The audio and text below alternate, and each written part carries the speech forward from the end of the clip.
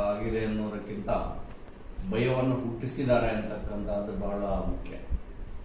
ಜವಾಬ್ದಾರಿ ಸ್ಥಾನಗಳಲ್ಲಿರ್ತಕ್ಕಂಥವರು ಇಂಥ ಸಂದಿಗ್ಧ ಪರಿಸ್ಥಿತಿಯಲ್ಲಿ, ಸಂಕಷ್ಟದ ಪರಿಸ್ಥಿತಿಯಲ್ಲಿ ಜನರಿಗೆ ಧೈರ್ಯ ಹೇಳೋದು ಬಿಟ್ಟು ಅವರಿಗೆ ಭಯ ಹುಟ್ಟಿಸ್ತಕ್ಕಂಥ ರೀತಿಯಲ್ಲಿ ಮಾತನಾಡ್ತಕ್ಕಂಥದ್ದು, ವರ್ತಿಸ್ತಕ್ಕಂಥದ್ದೇನಿದೆ, ನಿಜವಾಗಿ ರೋಗಕ್ಕಿಂತ ದೊಡ್ಡದಾದಂಥ ಒಂದು ಅಪಾಯಕಾರಿ ಪರಿಸ್ಥಿತಿ ನಿರ್ಮಾಣ ಆಗಿದೆ. ಸರ್ಕಾರಗಳು, ಕೇಂದ್ರ ಮತ್ತು ರಾಜ್ಯ ಸರ್ಕಾರಗಳು ತಡೀಲಿಕ್ಕೆ ಕೆಲವು ಕ್ರಮಗಳನ್ನು ತಗೊಂಡಿದೆ, ಅದು ಸ್ವಾಗತಾರ್ಹ.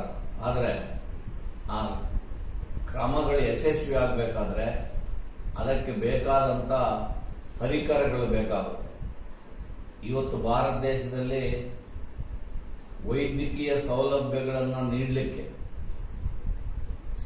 ರೋಗ ಪೀಡಿತರಿಗೆ ವೈದ್ಯಕೀಯ ಸೌಲಭ್ಯಗಳನ್ನು ನೀಡಲಿಕ್ಕೆ ಬೇಕಾಗಿರ್ತಕ್ಕಂಥ ವೈದ್ಯಕೀಯ ಸಲಕರಣೆಗಳು 60% ಲಭ್ಯ ಇಲ್ಲ ಅಂತಕ್ಕಂಥದ್ದು, 60% ಕೊರತೆ ಇದೆ ಅಂತಕ್ಕಂಥ ಅಂಶ ಇವತ್ತು ಬೆಳಕಿಗೆ ಬಂದಿದೆ. ರೋಗಿಗಳನ್ನ ಸುಧಾರಿಸ್ತಕ್ಕಂಥ, ಸಂತೈಸ್ತಕ್ಕಂಥ, ಚಿಕಿತ್ಸೆ ಕೊಡ್ತಕ್ಕಂಥ ಸಿಬ್ಬಂದಿಗೆ ಅಗತ್ಯವಾಗಬೇಕಾಗಿರ್ತಕ್ಕಂಥ ವೈದ್ಯಕೀಯ ಸೌಲಭ್ಯಗಳು ಇಲ್ಲ ಅಂದರೆ ಅವರು ಯಾವ ರೀತಿಯನ್ನ ಅದನ್ನು ನಿರ್ವಹಿಸಲಿಕ್ಕೆ ಸಾಧ್ಯ ಆಗುತ್ತೆ ಅಂತಕ್ಕಂಥದ್ದನ್ನು ನಾವು ಗಂಭೀರವಾಗಿ ಪರಿಗಣಿಸಬೇಕು. ತಕ್ಷಣ ಸರ್ಕಾರ ಅದಕ್ಕೆ ತಗೋಬೇಕು. ಉದಾಹರಣೆಗೆ ಸಿಂಪಲ್ ಮಾಸ್ಕ್ಗಳೇ ಲಭ್ಯ ಇಲ್ಲ ಮಾರ್ಕೆಟಲ್ಲಿ. ಮಾಸ್ಕ್ಗಳು ಹಾಕಬೇಕು ಅಂತ ಎಲ್ಲರೂ ಹೇಳ್ತೀರಿ ನೀವು, ಮಾಸ್ಕ್ಗಳೇ ಇಲ್ಲ ಮಾರ್ಕೆಟಲ್ಲಿ. ಅಂತ ಒಂದು ಪರಿಸ್ಥಿತಿ ನಿರ್ಮಾಣ. ಎರಡನೇ ಅಂಶ, ಈ ರೋಗಗಳನ್ನು ತಡೀಲಿಕ್ಕೆ ಲಾಕ್ಔಟ್ ಮಾಡಿದರೆ, ಲಾಕ್ಔಟ್ ಅಂತ ಡಿಕ್ಲೇರ್ ಮಾಡಿದೆ. ಯಾವುದೇ ರೀತಿಯಾದಂಥ ಪೂರ್ವ ತಯಾರಿ ಇಲ್ಲದೆ ಲಾಕ್ಔಟ್ ಅನ್ನು ಘೋಷಣೆ ಮಾಡಿರ್ತಕ್ಕಂಥ ಪರಿಣಾಮ ಏನಾಗಿದೆ, ಕೋಟ್ಯಾಂತರ ಜನರು ಇವತ್ತು ಸಂಕಷ್ಟಕ್ಕೆ ಸಿಲುಕಿದ್ದಾರೆ. ಅದರಲ್ಲಿ ಪ್ರತ್ಯೇಕವಾಗಿ ಕೃಷಿ ಕಾರ್ಮಿಕರು, ಕಟ್ಟಡ ಕಾರ್ಮಿಕರು, ಹಳ್ಳಿಗಳನ್ನು ಬಿಟ್ಟು ನಗರ ಪ್ರದೇಶಗಳಿಗೆ ಹೋಗಿರ್ತಕ್ಕಂಥ ವಲಸೆ ಕಾರ್ಮಿಕರು, ಅವು ಕೋಟ್ಯಾಂತರ ಜನ ಇವತ್ತು ಬೀದಿ ಪಾಲಾಗಿದ್ದಾರೆ, ಉಪವಾಸ ಸಾಯ್ತಕ್ಕಂಥ ಪರಿಸ್ಥಿತಿ ನಿರ್ಮಾಣ ಆಗಿದೆ. ಅಂತ ಒಂದು ಪರಿಸ್ಥಿತಿಯನ್ನ ಎದುರಿಸಬೇಕಾಗಿರ್ತಕ್ಕಂಥದ್ದಕ್ಕೆ ಪೂರ್ವ ತಯಾರಿ, ಪೂರ್ವ ಸಿದ್ಧತೆ ಮಾಡಿಕೊಳ್ಳದೆ ಲಾಕ್ಔಟ್ ಘೋಷಣೆ ಮಾಡಿರ್ತಕ್ಕಂಥದ್ದೇನಿದೆ, ಇದು ಜನರನ್ನ ಇವತ್ತು ಸಂಕಷ್ಟಕ್ಕೆ ಸಿಕ್ಕಾಕ್ಸ್ಬಿಟ್ಟಿದೆ. ಯಾಕಂದ್ರೆ ನೀವು ಮೊದಲೇ ಗೊತ್ತಿತ್ತು, ಕೊರೋನಾ ಹಬ್ಬಿದೆ, ಚೈನಾದ ಅನುಭವ ಇತ್ತು, ನಿಮ್ಮ ಮುಂದೆ ಬೇರೆ ಬೇರೆ ದೇಶಗಳ ಅನುಭವ ಇತ್ತು, ಇಟಲಿಯ ಅನುಭವ ಇತ್ತು. ಕೊರಿಯಾ, ಪ್ರತ್ಯೇಕವಾಗಿ ದಕ್ಷಿಣ ಕೊರಿಯಾದವರು ಮೊದಲು ಜಗತ್ತಿನಲ್ಲಿ ಲಾಕ್ಔಟ್ ಅನ್ನು ಲಾಕ್ಡೌನ್ ಮಾಡಿದ್ದು. ಅದೆಲ್ಲ ನೋಡಿಕೊಂಡು ಪೂರ್ವ ತಯಾರಿ ಮಾಡದೆ ನೀವು ಲಾಕ್ಡೌನ್ ಮಾಡಿರ್ತಕ್ಕಂಥದ್ದು ಕೋಟ್ಯಾಂತರ ಜನರನ್ನು ಸಂಕಷ್ಟಕ್ಕೆ ಸಿಕ್ಕಿಸಿದೆ. ಇವತ್ತು ರೈತರ ಪರಿಸ್ಥಿತಿ ತುಂಬಾ ಗಂಭೀರ ಆಗಿದೆ. ಕೃಷಿ ಕಾರ್ಮಿಕರದು, ವಲಸೆ ಕಾರ್ಮಿಕರದು ಪರಿಸ್ಥಿತಿ, ಅವ್ರಿಗೆ ಊಟಕ್ಕಿಲ್ಲ, ಕೆಲಸ ಇಲ್ಲ, ಕೂಲಿ ಇಲ್ಲ, ಏನ್ ಮಾಡಬೇಕು ಅಂದ್ರೆ ಅದಕ್ಕೆ ತಯಾರಿ ಇಲ್ಲ. ಅದೇ ರೀತಿಯಲ್ಲಿ ರೈತರು ಅವರು ಬೆಳೆದಂತ ಫಸಲಿಗೆ ಎಲ್ಲಿ ತಗೊಂಡೋಗಿ ಮಾರಾಟ ಮಾಡಬೇಕು ಅಂತಕ್ಕಂಥ ಪರಿಸ್ಥಿತಿ ನಿರ್ಮಾಣ ಆಗಿ ತಮ್ಮ ಇಡೀ ಫಸಲುಗಳನ್ನ ಅವರು ಬೀದಿಗೆ ಹಾಕ್ತಕ್ಕಂಥ ಪರಿಸ್ಥಿತಿ ನಿರ್ಮಾಣ ಆಗಿದೆ. ಎಲ್ಲಿ ತಗೊಂಡೋಗ್ಲಿಕ್ಕೂ ಎಲ್ಲೋ ಅವಕಾಶ ಇಲ್ದಂಗಾಗಿದೆ. ಅದಕ್ಕೆ ಸರ್ಕಾರ ಯಾವ ತಯಾರಿನೂ ಮಾಡಿಲ್ಲ. ಚಿಕ್ಕಬಳ್ಳಾಪುರ ಜಿಲ್ಲೆ ಒಂದೇ ಕಡೆನೆ 200 ಕೋಟಿ ರೂಪಾಯಿ ದ್ರಾಕ್ಷಿ ಇದೆ. ಎಲ್ಲಿ ಮಾರಾಟ ಮಾಡಬೇಕು, ಎಲ್ಲಿಗೆ ತಗೊಂಡೋಗ್ಬೇಕು? ಅದೇ ಪರಿಸ್ಥಿತಿ ಎಲ್ಲಾ ಫಸಲುಗಳು, ರೈತರು ಬೆಳೆದಂತ ಎಲ್ಲಾ ವಸ್ತುಗಳಿಗೂ ಮಾರ್ಕೆಟ್ ಇಲ್ದಂಗಾಗಿ ಅವರು ಇವತ್ತು ಪರದಾಡ್ತಕ್ಕಂಥ ಪರಿಸ್ಥಿತಿ. ರೈತರು ಇವತ್ತು ಅವ್ರಿಗೆ ಬಂದಿರತಕ್ಕಂಥ ಸಂಕಷ್ಟಗಳಲ್ಲಿ ಆತ್ಮಹತ್ಯೆಗಳನ್ನು ಮಾಡ್ಕೊಳ್ತಕ್ಕಂಥ ಸ್ಥಿತಿ ನಿರ್ಮಾಣ ಆಗಿದೆ. ಕೆಲವರು ಆತ್ಮಹತ್ಯೆ ಮಾಡ್ಕೊಳ್ತಾ ಇದ್ದಾರೆ. ಇಂಥ ಒಂದು ಪರಿಸ್ಥಿತಿಯನ್ನ ನಿಭಾಯಿಸಬೇಕಾದ್ರೆ ಆಡಳಿತ ನಡೆಸ್ತಕ್ಕಂಥವ್ರಿಗೆ, ಕೇಂದ್ರ ಮತ್ತು ರಾಜ್ಯದಲ್ಲಿ ಆಡಳಿತ ನಡೆಸ್ತಕ್ಕಂಥವ್ರಿಗೆ ಅದರ ಪೂರ್ವ ದೃಷ್ಟಿ ಇರಬೇಕು, ಅದಕ್ಕೆ ದೀರ್ಘ ಅವಧಿಯ ದೃಷ್ಟಿ ಇರಬೇಕು. ಅದಕ್ಕೆ ಅವ್ರಿಗೆ ಒಂದು ವಿಷನ್ ಬೇಕಾಗುತ್ತೆ. ಅದು ಯಾವುದೂ ಇಲ್ಲದೆ ಈ ರೀತಿ ಅಡ್ಡಾದಿಡ್ಡಿ ಕ್ರಮಗಳನ್ನು ತಗೊಂಡೋದ್ರಿಂದ ಅನೇಕ ಕಷ್ಟಗಳನ್ನು ನಿರ್ಮಾಣ ಮಾಡಿದ್ದಾರೆ.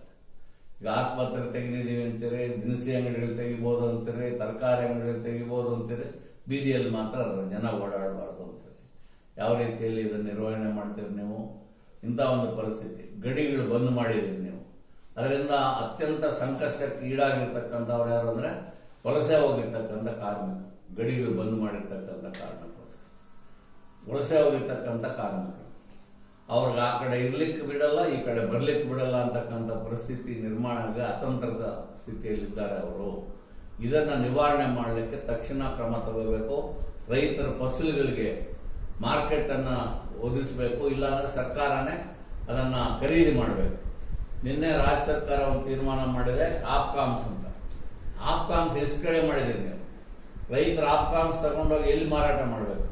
ಅದರ ಬದಲಿಗೆ ಆಪ್ಕಾಮ್ಸ್, ತೋಟಗಾರಿಕೆ ಇಲಾಖೆ, ಕೃಷಿ ಇಲಾಖೆ, ಎಲ್ಲ ಇಲಾಖೆಗಳಿಗೂ ಆಯಾ ತಾಲೂಕುಗಳಲ್ಲಿ ಜವಾಬ್ದಾರಿ ವಹಿಸಿಬಿಟ್ಟು ರೈತರು ಏನೇನು ಫಸಲು ಮಾರಾಟಕ್ಕೆ ಇಟ್ಟಿದಾರೋ ಅದನ್ನ ಸರ್ಕಾರನೇ ದರ ನಿಗದಿ ಮಾಡಿ ತೆಗೆದುಕೊಂಡು ಬರ್ತಕ್ಕಂಥ ವ್ಯವಸ್ಥೆ ಮಾಡೋದ್ರ ಬದಲಿಗೆ ರೈತರು ತಗೊಂಡು ಬಂದು ಮಾರಾಟ ಮಾಡಬಹುದು ಆಪ್ಕಾಮ್ಸ್ಗೆ ಅಂತ ಹೇಳಿದ್ರೆ ಯಾವ ರೀತಿ ಇದು ಸಾಧ್ಯ ಆಗುತ್ತೆ ಅಂತಕ್ಕಂಥದ್ದನ್ನ ನಾವು ನೋಡಬೇಕು. ಮತ್ತೆ 5ನೇ ತಾರೀಕೇನೋ ದೀಪ ಬೆಳಗಿಸಬೇಕು ಅಂತ ಹೇಳಿ ಹೇಳಿದ್ದಾರೆ ಪ್ರಧಾನಮಂತ್ರಿ. 9 ನಿಮಿಷ ದೀಪ ಬೆಳಗಿಸಿ ಮನೆಯಲ್ಲಿ ಕರೆಂಟ್ ಆಫ್ ಮಾಡಿಬಿಟ್ಟು. ದೇಶದ ಪ್ರಧಾನಮಂತ್ರಿ ಒಬ್ಬರಿಗೆ ಈ ಸ್ಥಿತಿ ಬರಬಾರ್ದಾಗಿತ್ತು. ಇಂಥ ಮೂರ್ಖತನಕ್ಕೆ ಅವರು ಹೋಗಬಾರ್ದಾಗಿತ್ತು. ಮತ್ತೆ ಆ ಪ್ರಧಾನಮಂತ್ರಿನೇ ಭಯ ಹುಟ್ಟಿಸೋದು. ನಾನು ಕೈ ಮುಗಿದು ವಿನಂತಿ ಮಾಡ್ತಾ ಇದ್ದೇನೆ, ನನಗೆ ಬೇರೆ ದಾರಿ ಇರಲಿಲ್ಲ ಅಂತ ಹೇಳಿ ನೀವು ಹೇಳಿದ್ರೆ ಯಾರು ಈ ದೇಶದ ಜನರಿಗೆ ಧೈರ್ಯ ತುಂಬುತ್ತಾರೆ? ಯಾರು ಈ ದೇಶದ ಜನರನ್ನು ರಕ್ಷಣೆ ಮಾಡ್ತಾರೆ? ನಮ್ಮ ಮುಖ್ಯಮಂತ್ರಿ ಯಡಿಯೂರಪ್ಪ ಹೇಳ್ತಾರೆ, ನೀವು ಲಾಕ್ಔಟ್ ಅನ್ನ ಧಿಕ್ಕರಿಸಿದ್ರೆ ನಾನು ಕರ್ಫ್ಯೂ ಜಾರಿ ಮಾಡಿಬಿಡ್ತೀನಿ ಅಂತ ತಿಳಿಸ್ತಕ್ಕಂಥದ್ದು. ಇದು ಸರ್ಕಾರ ಮಾಡ್ತಕ್ಕಂಥ ಕೆಲಸಗಳಲ್ಲ. ಮೊದಲಿಗೆ ಜನರಲ್ಲಿ ಧೈರ್ಯ ತುಂಬಿಸಬೇಕು, ಆತ್ಮಸ್ಥೈರ್ಯ ಬರಂಗ್ ಮಾಡಬೇಕು. ಕಾಯಿಲೆ ಎಲ್ಲಿ ಬಂದಿದೆ, ಹೇಗೆ ಬಂದಿದೆ ಅಂತಂದ್ರೆ ಪತ್ತೆ ಮಾಡ್ತಕ್ಕಂಥ ಪ್ರಯತ್ನ ಮಾಡದೆ ನೀವು ವ್ಯರ್ಥ ಕಸರತ್ತುಗಳನ್ನ ಮಾಡ್ತಾ ಇದ್ದೀರಿ. ಎಲ್ಲೂ ಕೂಡ ಮಾಡಿಲ್ಲ. ಎಲ್ಲಿ ಯಾವ್ದಕ್ಕೋಸ್ಕರ ಈ ಕರೋನಾ ವೈರಸ್ ಹಬ್ಬಿದೆ, ಯಾವ್ದ್ರಿಂದ ಹಬ್ಬತಾ ಇದೆ ಅಂತ ಜಗತ್ತಿನಲ್ಲೇ ಯಾರು ಇನ್ನೂ ಪತ್ತೆ ಹಚ್ಚಿಲ್ಲ. ನೀವು ಕೂಡ ಆ ಪ್ರಯತ್ನದಲ್ಲಿ ಇಲ್ಲ. ಆ ವೈರಸ್ ಅನ್ನ ತಡಿಲಿಕ್ಕೆ ಬೇಕಾದಂತ ವೈದ್ಯಕೀಯ ಸಲಕರಣೆಗಳಿಲ್ಲ. ಇಂಥ ಒಂದು ಪರಿಸ್ಥಿತಿ ನಿರ್ಮಾಣ ಆಗಿದೆ. ಇದರಿಂದ ಹೊರಬರಬೇಕು. ವೈದ್ಯಕೀಯ ಸಲಕರಣೆಗಳನ್ನ ಒದಗಿಸಬೇಕು. ವೈದ್ಯಕೀಯ ಸೇವೆ ಮಾಡ್ಲಿಕ್ಕೆ ಹೋದಂತ ಜನರ ಮೇಲೆ ಹಲ್ಲೆ ಮಾಡಿರ್ತಕ್ಕಂಥದ್ದು ಸುದ್ದಿ ಬರ್ತಾ ಇದೆ. ಅದು ನಿಜವಾಗಿಯೂ ಖಂಡನೀಯ. ಅವರು ಇವತ್ತು ವೈದ್ಯಕೀಯ ರಂಗದಲ್ಲಿರ್ತಕ್ಕಂಥ ಅವರು ತಮ್ಮ ಪ್ರಾಣಗಳನ್ನ ಪಣಕ್ಕಿಟ್ಟು ಜನರಿಗೆ ಸೇವೆ ಮಾಡ್ತಾ ಇದ್ರೆ ಅವ್ರ ಮೇಲೆ ಹಲ್ಲೆ ಮಾಡ್ತಕ್ಕಂಥದ್ದೇನಿದೆ ಅದು ಸರಿಯಾದಂತ ಮಾನವೀಯ ಕೆಲಸ ಅಲ್ಲ. ಈ ಹಲ್ಲೆಗಳನ್ನ ಖಂಡಿಸಬೇಕಾಗುತ್ತೆ.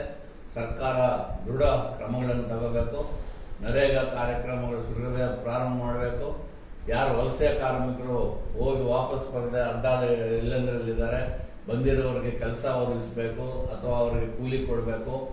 ರೈತರ ಫಸಲಿಗೆ ಇದೆಲ್ಲ ಮಾಡಬೇಕಾಗುತ್ತೆ. ಈ ರೀತಿ ಮಾಡೋದ್ರಿಂದ ಪರಿಸ್ಥಿತಿಯನ್ನ ಸುಧಾರಿಸಲಿಕ್ಕೆ ಪ್ರಯತ್ನ ಮಾಡಬೇಕು.